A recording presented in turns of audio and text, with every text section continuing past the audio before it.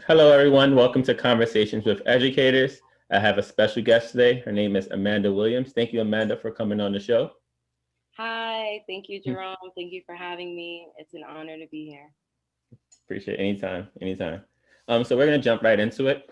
The first segment is called Pass or Fail. So I'm going to give you two topics or two people or two things, and you just have to tell me the one that passes. So whoever you say, that one passes, the other one fails. It's like a grade, right? So I'm going to go through a few of them, and then I'm going to ask you to explain one of your decisions at the end. All right. Okay. So pass or fail, Monica or Brandy? Ooh, this is hard, but I'm gonna have to go with Brandy. I'm gonna say Brandy to pass. Brandy. Okay. Um, pass or fail, Usher or Chris Brown? Okay, so I debate this all the time, but I gotta say Chris Brown is like one of the goats. Literally, I think of all time. I gotta say, Hmm. got a lot on Usher, so I'm gonna say Chris Brown is a pass. I agree. I agree. He's been through so many different eras and he's changed and adapted and still been on top He through all did of that. exactly. Definitely. Netflix or Hulu? Netflix, who has Netflix. freaking ads? Like, get out of here. No one wants to watch ads or commercials anymore. That's the 90s. We're over that, right? Exactly. Beyonce or Michelle Obama? Ooh, this is interesting, but honestly, I don't really like Beyonce. Okay. I'm gonna go with Michelle Obama. I like Michelle? Beyonce's music, but I Mm-hmm. feel like as a human, she's very robotic. Don't kill me, Mm, Beehive, for the singing, but mm. I can I see don't that. know anything about her. I can see that. Definitely. Last one. Uno or spades? I don't know how to play spades. I know Black Card Revoked, and I don't even like Uno. So, but I'm just gonna say pass on Uno. My family has its own game. It's called Skippo. I'm Ooh. gonna throw that into the mix. So I'll say pass Cool. on Uno. Cool. All right. So you kind of gave me a brief explanation about most of them, but I want to go back to the Monica Brandy. Why? Okay.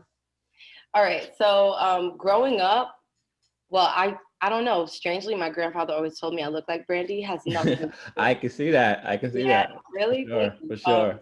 Yeah. So the Cinderella movie with Brandy, classic. And honestly, I've always liked more of Monica's music. Hmm. But recently, I watched their verses, and I didn't like Monica's attitude.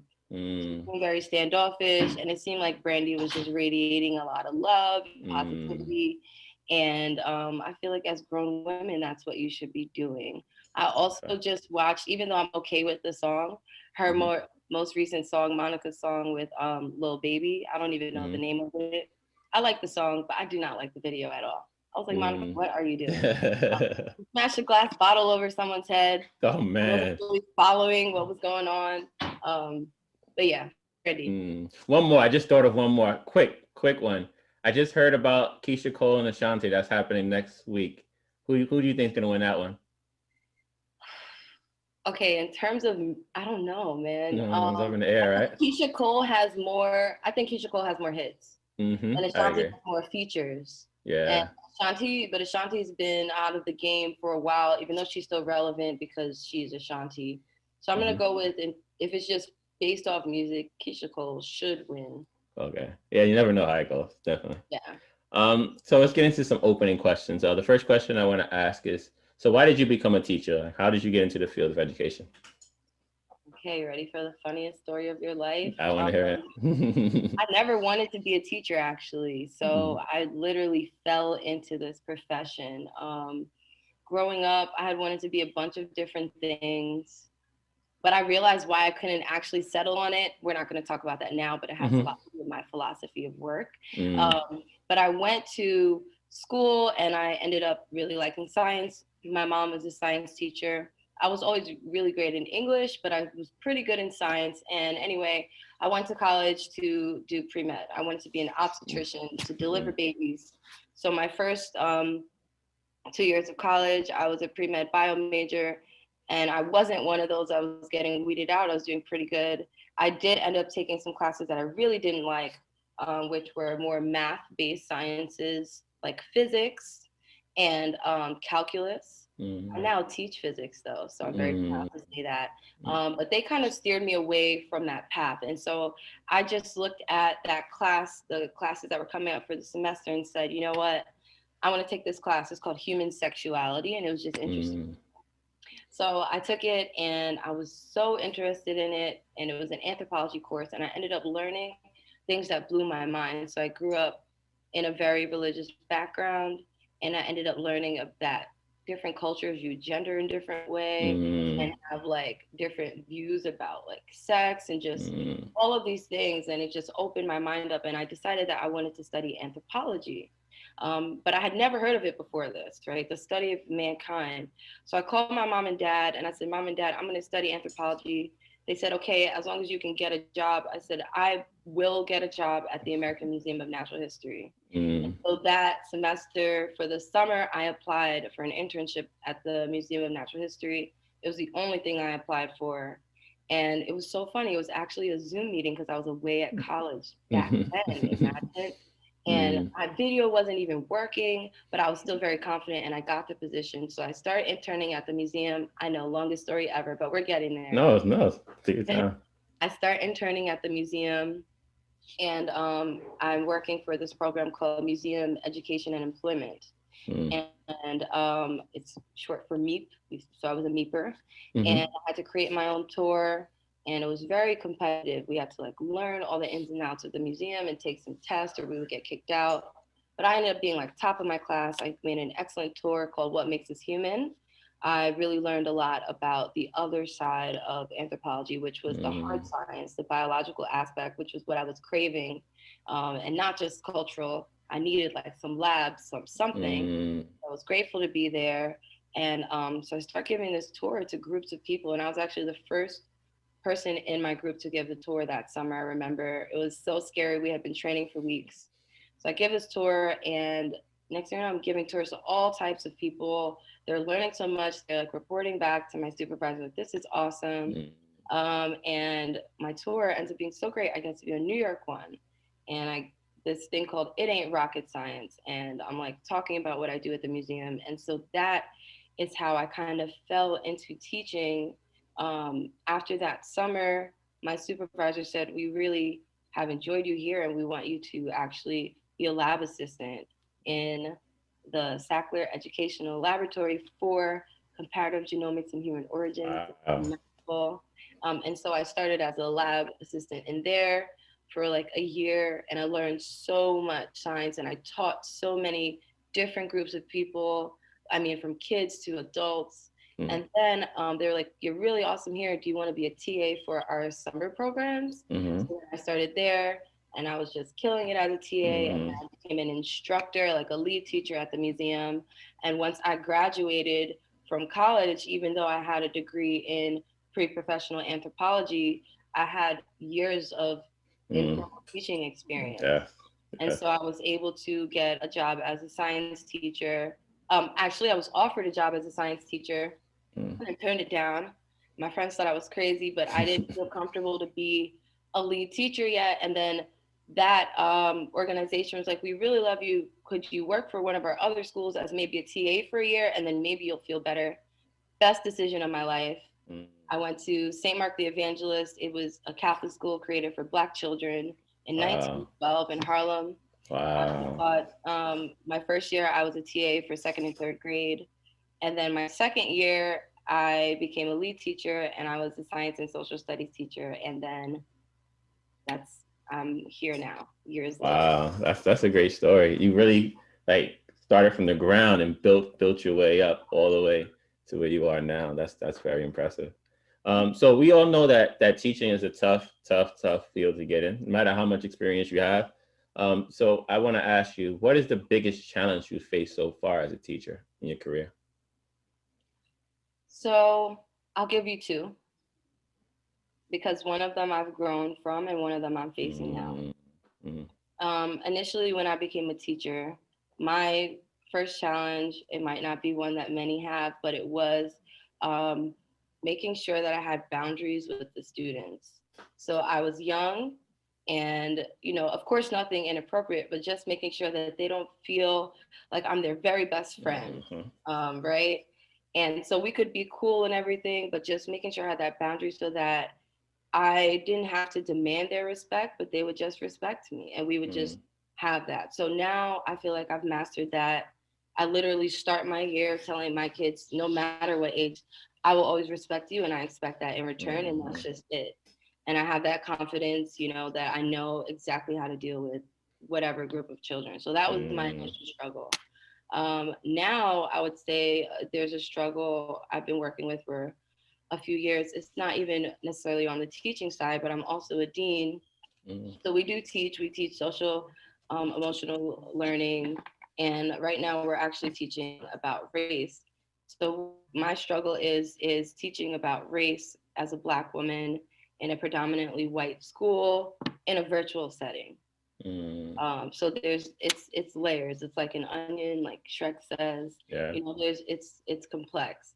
And so I've struggled with that, just being a Black person in a white space with these kids. I've had a lot of instances where things have happened, where it kind of caught me off guard. But I feel that I've grown a lot there. But I do think I still have some room to grow. And it was a big adjustment coming from St. Mark, as I said, which was a Yeah. school that was created for Black children, and all the staff were Black. We had 3 white teachers, and then I went to Avenues, the world school, and it wasn't exactly reflecting the world element Yeah. on that campus per se.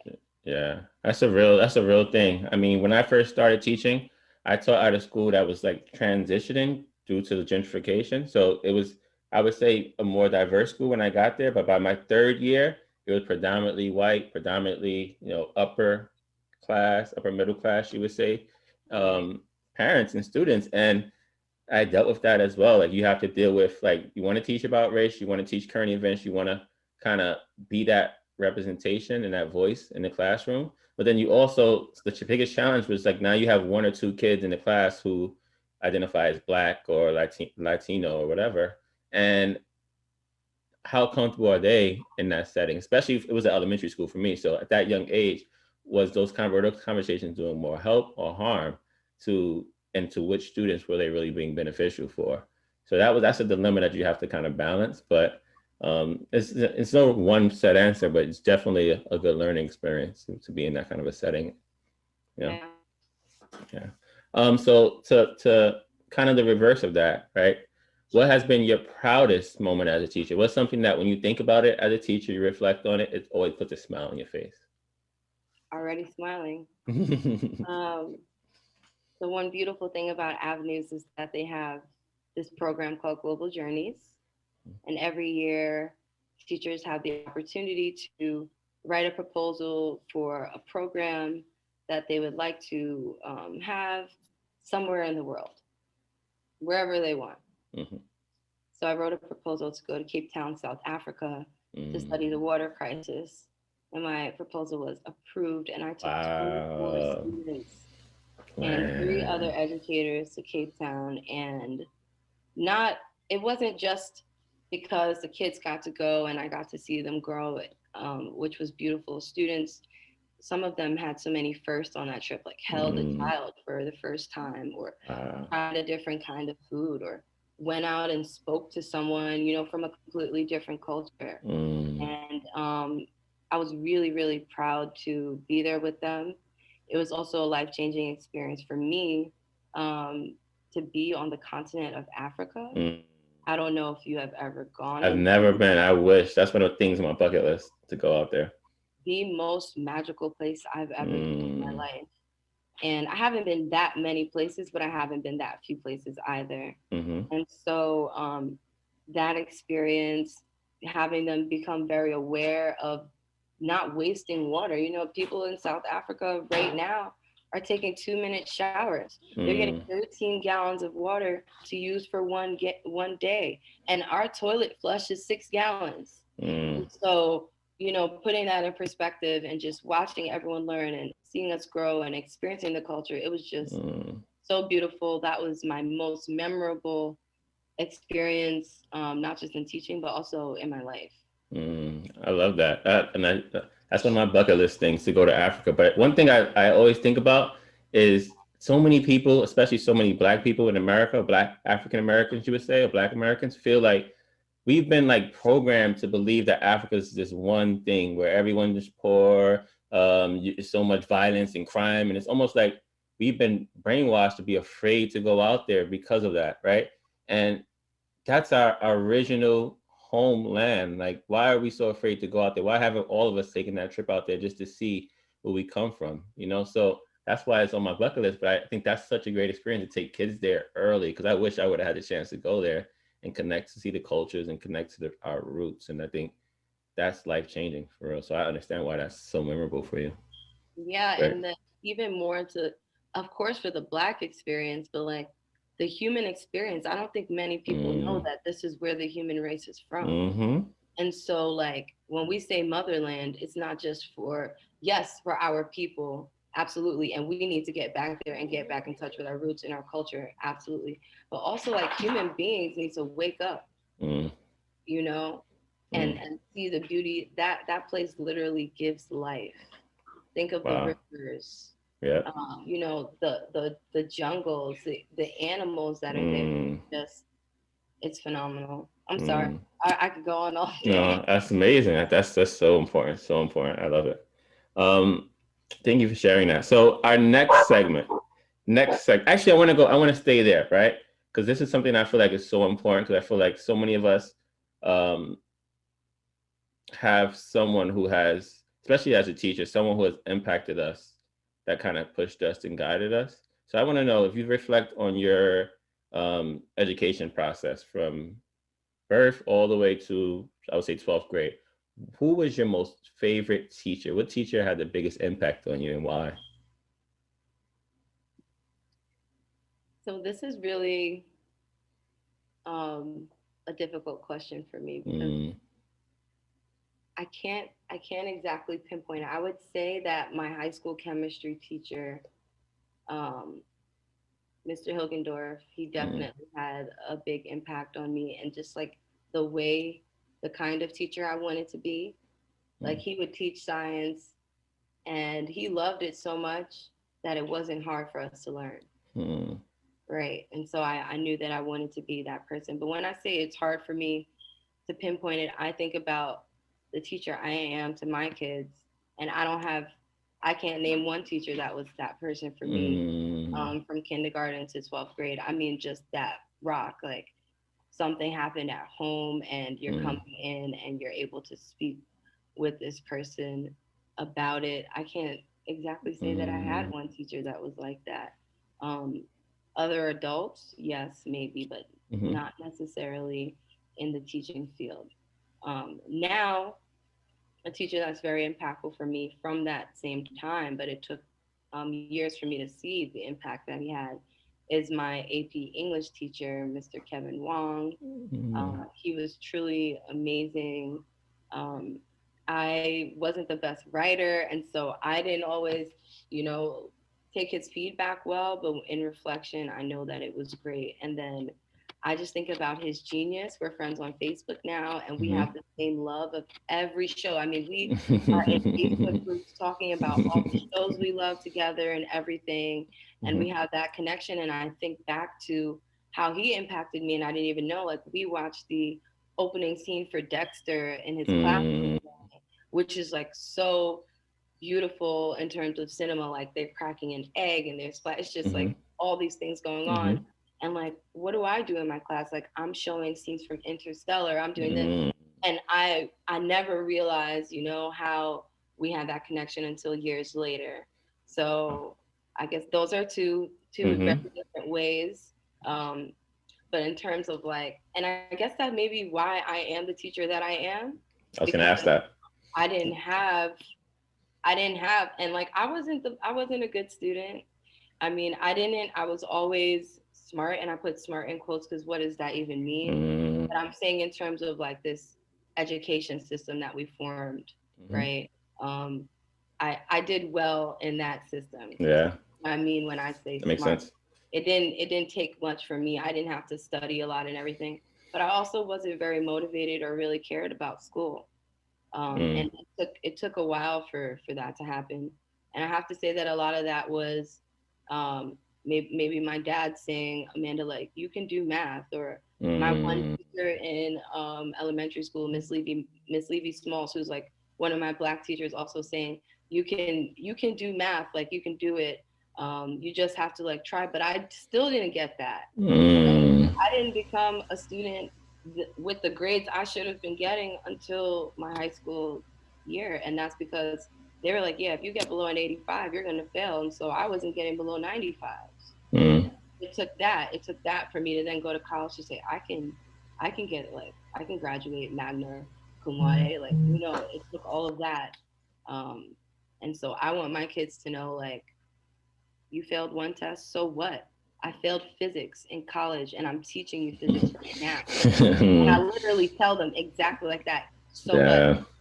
Yeah. Yeah. And I wish that I had a teacher that like that. And so I think that's why I am the way I am. I love that. I think this is so important for us, especially as teachers. And this is one of the reasons why I started this show, is to allow educators to share stories, but also share our challenges and our struggles from childhood, even today as a teacher, right? A lot of times kids come into the classroom and we're teachers, especially teachers of color, and they think, oh man, this person's perfect. This person doesn't know what I've been through. This person's different. But a lot of times we've been in your shoes. We've been in that same position. We failed classes. We hated teachers. We loved teachers. We had issues. We had fights in school, all of that. And just show students that you can overcome that.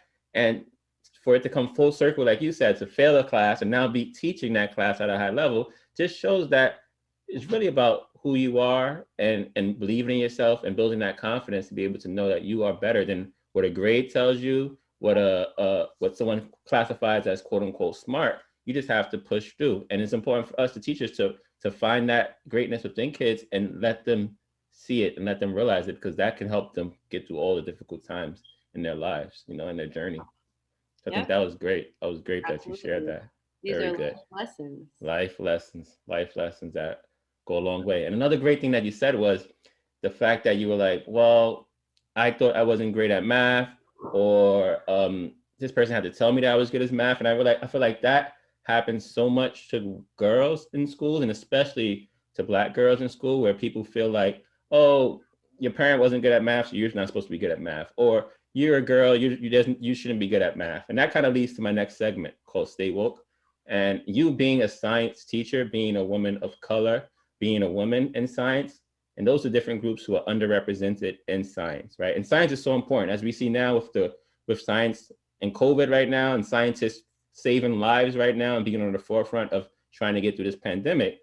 What do you feel as a teacher can be done, whether it's by school systems, teachers, etc., to get more girls and more people of color or Black people and students to have a love for science and pursue careers in science?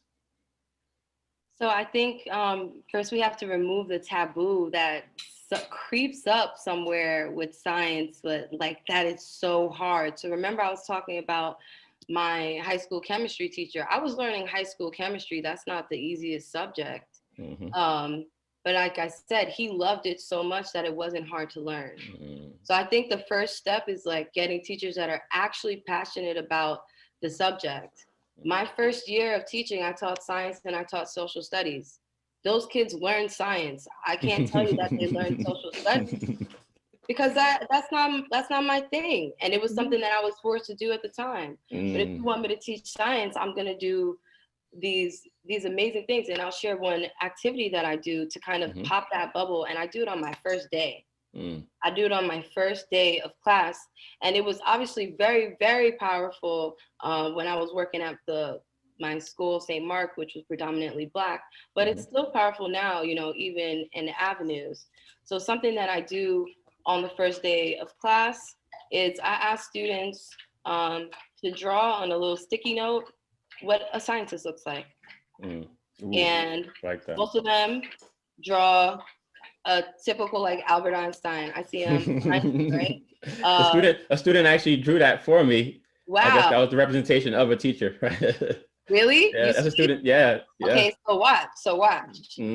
Gray hair, old white man, whatever. So then after they've drawn it, I have them come up and stick them all on the board. And we look at them together. And then we start to call out some characteristics that they have in common.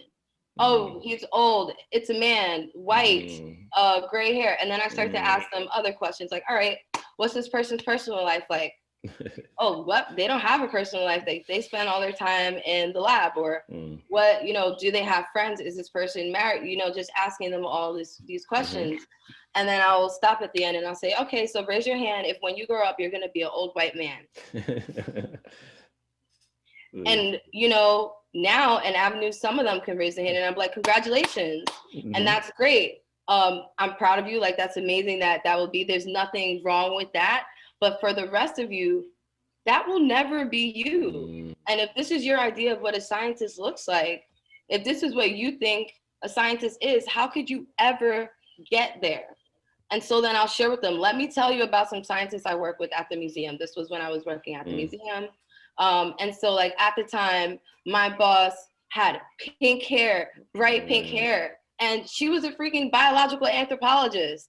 Or someone else had tattoos all across his knuckles or whatever. Or like, I'm like, hi, this is me. I'm from Jamaica, Queens. Like, we're gonna talk. Like, I'll come up and say what's up to you, and I'll also teach you about DNA. Like, this is what life is, So yes. When can you pop this bubble? And then I will just come to them with a lot of excitement. And I think this is what teachers need to do. Like, you have to find that passion, okay? And then if you're not passionate about it, be real with the kids so that they don't just think that this is just a super boring subject. When I first started teaching physics, I was not comfortable. I said I failed it. And I told them, this is my worst science. I'm going to be real with you. I love science. I know science really well. This is my worst one. We're in this together. Now, this is like 4.5 years later. I've been teaching physics. Obviously have no issue teaching it now. But like me being real with them and growing, we grew to love physics together that year. My other students, I can tell them, this used to be my worst science. And so just like, where's your honesty with your kids? Where's your passion with your kids? Where's the options for them to learn in different ways? We watch a lot of movies. I like movies. They especially science fiction, because a lot of things, especially in physics, is talking about things that we can't experience. Time dilation, is time really relative? Like, let's watch this scene from this movie where they've imagined it and it's pretty scientifically accurate, or let's do different things. Do an experiment, have the kids actually learn in real time. Last year I ordered, and granted, not everyone has these resources, and this is an issue we have in education, but I ordered tardigrades, I ordered bacteria, I ordered fungi. My kids did the swabs. They grew the fungi in an incubator. They tested it out in different environments. They reported on that. And this is 7th grade. Like, and that is what you should be doing. Science is not reading from a textbook. And that's what it was when I was growing up. And then here and there, we would make a volcano or something like that. I didn't start doing real science until I got into college, I feel. High school, honestly, actually high school. Yeah, my science teachers in high school were great. And then college, it got like really intense. But like bringing those things here, like, you want to see the DNA of a strawberry? That's an easy lab. Let's do that right now. Why not? And that's something I learned at the museum. And so just like getting kids involved, taking them on trips, showing them cool things, blowing their mind. And something that I love about science is that it's real. I can't speak for the other subjects, right? But science is literally what humans came up with to learn about the universe and everything around them, and also themselves. And these are all of the explanations we have come up with so far to explain what's going on around us. This is not the Pythagorean theorem. No offense, math teachers, but like, you should know that you're made of cells. This is you. And so that's basically this energy. That's how I go into my class every day. I love it. I think that in order for kids, girls, like I have so many girls now. I have a girl that is going to flight school. She's going to learn to become a pilot. She's in 10th grade.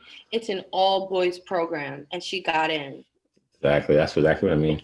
And her parents are emailing like, she would have never done this if it wasn't for you. And like, just how many girls have still been like, Miss Williams, you taught me everything that I'm doing in 10th grade and 8th grade. Thank you. Or just like able to come back to me. Like, I really don't get this. So just being available. I got really excited just now, but. No, that was great. That's so much. You said so many great points. I was taking notes. Oh man, three things that really stood out to me was one, of course, I know there's resources and funding, right? You said just having an opportunity to buy resources and bring some new materials into your classroom. I feel like we have to invest in STEM. I feel like more programs that push the sciences and allow teachers to be creative and allow kids to explore in science and be more hands-on. And funding, it has to happen in order for us to do that. Another great thing you said was, as a teacher, you have to be passionate about it. Right? You have to have that passion and energy. You have to be able to sell. You have to sell it to the kids because the kids pick up on that. They know when you care about what you're teaching, or when you're just doing it for a check, or you're just doing it because it's what you have to do. And when kids see that you're passionate about it, they automatically become more inquisitive. They want to know, why are you passionate about it? Something about it. I want to learn more. They open themselves up to the learning a little more when they know the teacher is passionate. But when you have a teacher who's dull, who's just read this page, do whatever, and they're not really into it, the kids pick up on that, and then you lose them, you know? And the last great thing you said was representation, right? You showing, even the girl you said who's going to be a pilot, right? Um, it was because you opened her eyes to see the possibilities. Showing people who have success in those fields, and allowing kids to see themselves, right? So many times, especially for people of color, I would say, we aren't given opportunities a lot of times, or it's harder for us to get opportunities to be in those positions, whether it's a woman scientist or a woman president, et cetera, et cetera. So kids don't see that as a possibility. And not until they're able to, us as teachers have to show them that, no, this is possible. You can do this, you can do whatever you want, regardless if you're black, brown, whatever your race or ethnicity or gender is. You just have to believe in it, and you have to strive, and you have to push through the challenges. But if we don't have representation, then kids don't have examples and models to follow and to look up to, you know? Absolutely. Great. That was amazing. My next segment is called Each One Teach One. So we're going through a lot of times, tough times in education, and kids are struggling, parents are struggling, teachers are struggling with COVID, with the pandemic, with remote learning, blended learning, etc. And I've received so many emails from parents just trying to get support on how can they help their kids be more successful during these times. So if you had one advice or tip you would give to a parent to help her child or his child or their child be successful during these times, what advice would you give them? What's one advice would you give them? So this may shock you, but my advice to be successful at this time is also to get off the screen. Mm. So you're on virtual school, your parents are having you do the independent work afterwards. You might be playing video games. Just like remove yourself from the screen and do something that you like. I know that we're in a pandemic, but can you take your kid for a walk? Can you go to the park? Can you watch a movie? Can you just give them a second to think about something else? Because I personally, as I was saying, I have an interesting philosophy about school and work in general. I feel like school is way too much. The way that we designed it, work is way too much. Like, I studied human beings. It's bad for our bodies.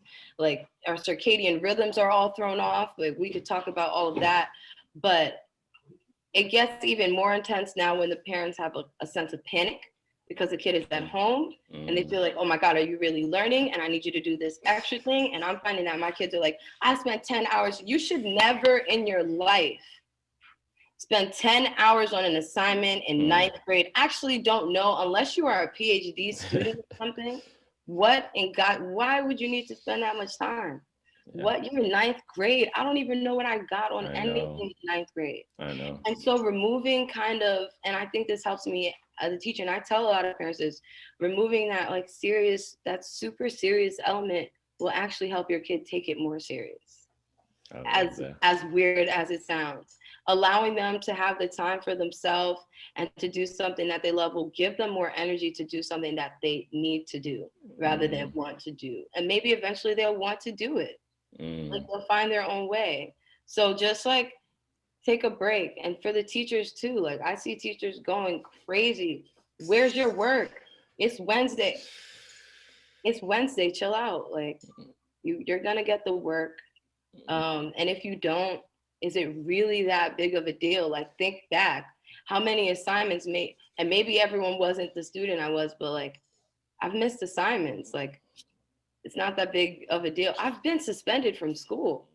It's okay. You know, it's going to work out. So just give your kids a break because they're very stressed out. They're not seeing their friends. Yes. They're not able to go outside if they were doing that or whatever the things that they really love to do. Things have shifted a lot.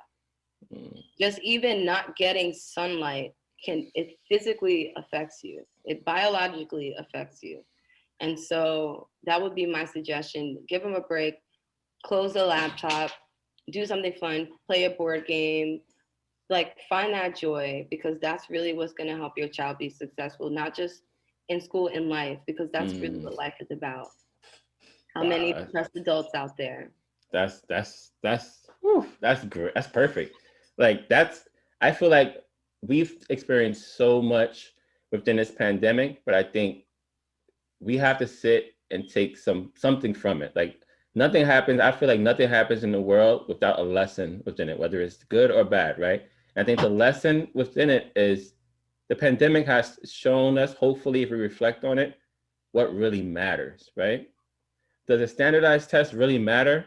No. No, because we got rid of them for the last 2 years and we didn't all die and evaporate, right? So it wasn't really the end all be all, right? A grade, an assignment, a homework assignment, does that really matter, right? Or does social emotional learning and growth matter? Because a lot of us and the trauma that we're facing are going through it. Yeah. Right? We're all going through it, whether it's because of the economic distress or whether it's social injustice, whatever it is.